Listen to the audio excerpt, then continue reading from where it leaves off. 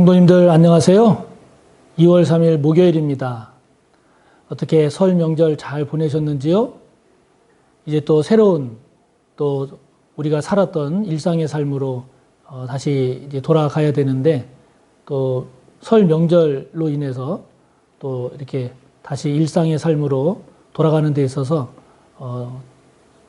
잘 쉽게 잘 돌아가는데 어려움이 없는지 모르겠습니다. 잘 추스리시고 또 잘 회복하셔서 또 새로운 일상을 성공적으로 잘 사는 우리 모든 성도님들 되시기 바랍니다. 다 같이 우리의 신앙을 하나님께 고백합니다. 나는 전능하신 아버지 하나님, 천지의 창조주를 믿습니다. 나는 그의 유일하신 아들, 우리 주 예수 그리스도를 믿습니다. 그는 성령으로 잉태되어 동정녀 마리아에게서 나시고 본디오 빌라도에게 고난을 받아 십자가에 못 박혀 죽으시고 장사된 지 사흘 만에 죽은 자 가운데서 다시 살아나셨으며 하늘에 오르시어 전능하신 아버지 하나님 우편에 앉아 계시다가 거기로부터 살아있는 자와 죽은 자를 심판하러 오십니다. 나는 성령을 믿으며 거룩한 공교회와 성도의 교제와 죄를 용서받는 것과 몸의 부활과 영생을 믿습니다. 아멘. 오늘 우리가 함께 나눌 말씀은 신약 54쪽 마가복음 1장 21절에서 34절까지입니다.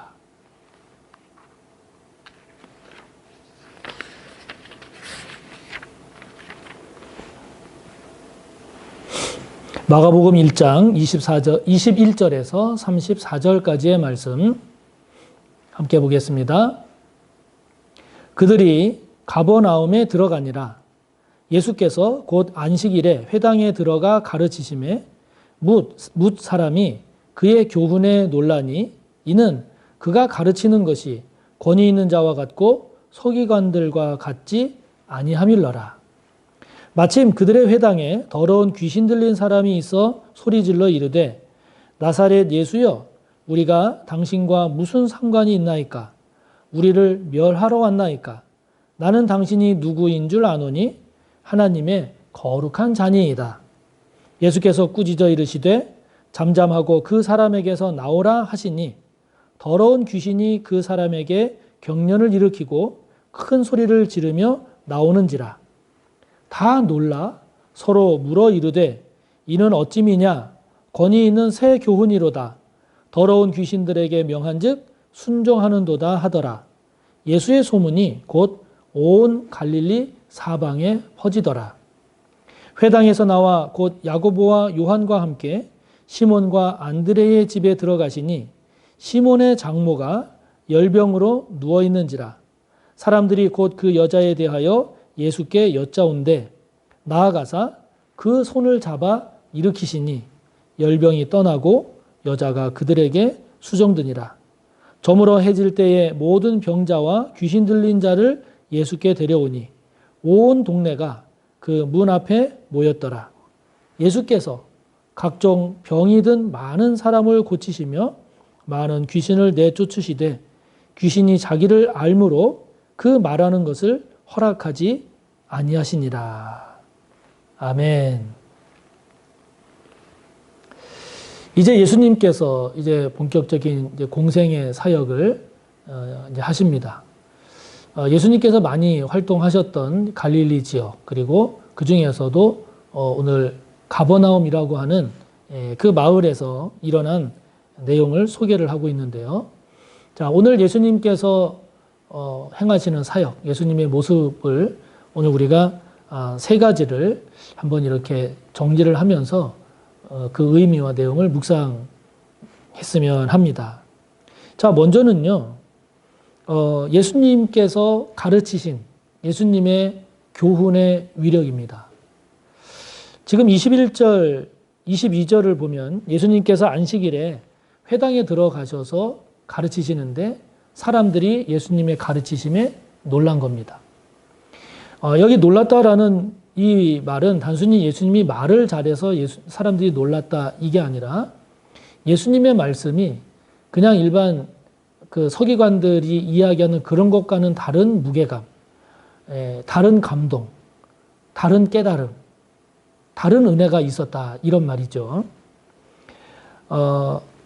예수님은 하나님의 아들이시고 그 본체가 하나님이시기 때문에 그렇다. 단순히 우리가 그렇게 뭐 생각할 수도 있지만, 그러나 그만큼 예수님의 교훈이 권위가 있고 사람들로 하여금 놀라게 했다라고 하는 것은, 여러분 우리도 언론이나 또는 누군가가 이야기하는 것을 이렇게 들을 때 보다 더 통찰력이 있는 사람, 그리고 보다 더 근원적이고 본질적인 것에 대한 이해가 깊은 사람, 그런 사람들의 이야기를 들으면 그렇지 않은 사람의 이야기를 들을 때와 우리가 깨닫는 정도가 다르죠.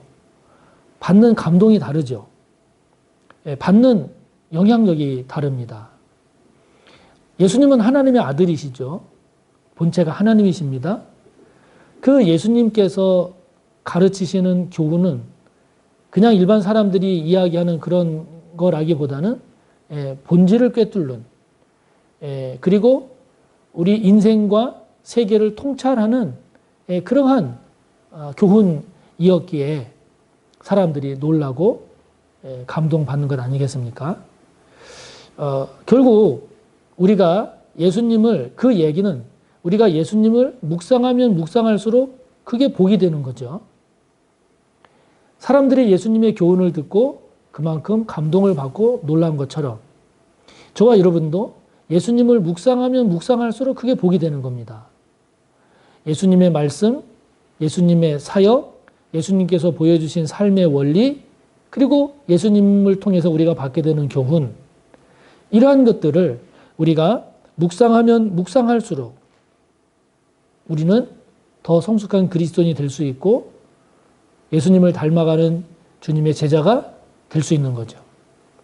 이러한 예수님의 교훈의 놀라운 위력은 이것이 죄된 인간의 가르침이 아니라 하늘의 권위로 선포되어지기 때문이죠. 하늘의 이치를 우리에게 가르쳐 주시기 때문입니다. 저와 여러분도 예수님을 많이 묵상하시기 바랍니다. 예수님께서 걸어가셨던 삶의 발자취, 예수님께서 선포하신 말씀 하나하나, 예수님께서 보여주신 행하신 사역들, 특별히 십자가의 구원의 은혜, 부활의 능력과 영광과 승리, 예수님을 많이 묵상함으로 많은 은혜를 받고 또 귀한 많은 깨달음을 통해서 저와 여러분의 신앙과 삶이 더 온전하고 더 능력 있고 더 복된 그런 저와 여러분의 신앙과 삶이 되시기를 바랍니다. 두 번째 내용을 보면 23절부터 28절의 내용인데요. 더러운 귀신 들린 자를 치유하십니다. 예수님께서 이 더러운 귀신 들린 사람을 치유를 하시는데요. 더러운 귀신 들린 사람을 치유하실 때 예수님께서 꾸짖습니다. 그리고 그 사람에게서 나오라고 하시죠. 더러운 귀신 들렸다라고 하는 이 말은 무엇입니까? 정상적인 합리적인 판단을 하지 못하는 비이성적 세력에 사로잡혀 있는 그런 상태죠.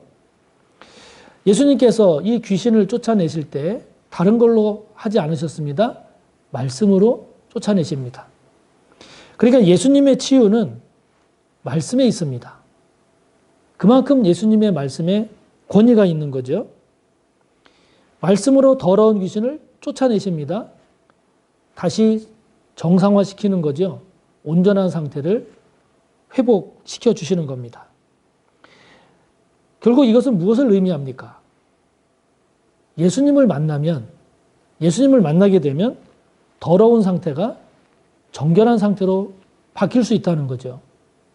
예수님을 만나면 귀신에 사로잡힌 그러한 삶이 정상적이고 온전한 삶으로 변화될 수 있다는 거죠. 예수님을 만난다는 것이 이렇게 소중합니다. 그것이 가능한 것은 그만큼 예수님에게 있어서 그러한 능력이 있다는 거죠. 자, 그렇다면 저와 여러분은 예수님의 능력을 믿으시나요? 예수님의 권능을 믿으시나요? 귀신을 쫓아내시는 권능이 예수님에게 있음을 믿으시나요? 예수님을 만나고 예수님의 말씀에 순종하고 복종하면 저와 여러분이 정상적이고 더 온전한 그런 하나님의 사람, 그리스도인 예수님의 제자로 성장해 나아갈 수 있음을 믿으시나요? 믿으시기를 바랍니다. 믿으시기를 바랍니다. 저와 여러분이 보다 더 정결한 상태로 바뀌어야 함에도 불구하고 저와 여러분 가운데 있는 더러움이 있다면 무엇일까요? 있다면 예수님의 이름으로 깨끗해지시고 치유되시기를 축복합니다. 정상적으로 그리고 온전함으로 변화되어져야 할 저와 여러분의 모습이어야 함에도 불구하고 귀신에 사로잡힌 것처럼 그렇게 질질질질 끌려다니고 있는 모습은 없는지요? 예수님의 이름으로 예수님의 권능을 힘입어서 온전하고 정상적인 모습을 회복하시기를 축복합니다. 예수님에게는 그만한 능력, 권능이 있음을 믿으시기 바랍니다. 예수님의 이름에는 그만한 능력과 힘이 있음을 믿으시기 바랍니다. 예수님을 보다 깊이 만나셔서 더러운 것이 정결하게 되고 귀신에 사로잡힌 것과 같은 상태가 정상적이고 온전한 상태로 하나하나 새롭게 되어져가는 저와 여러분이 되시기를 바랍니다.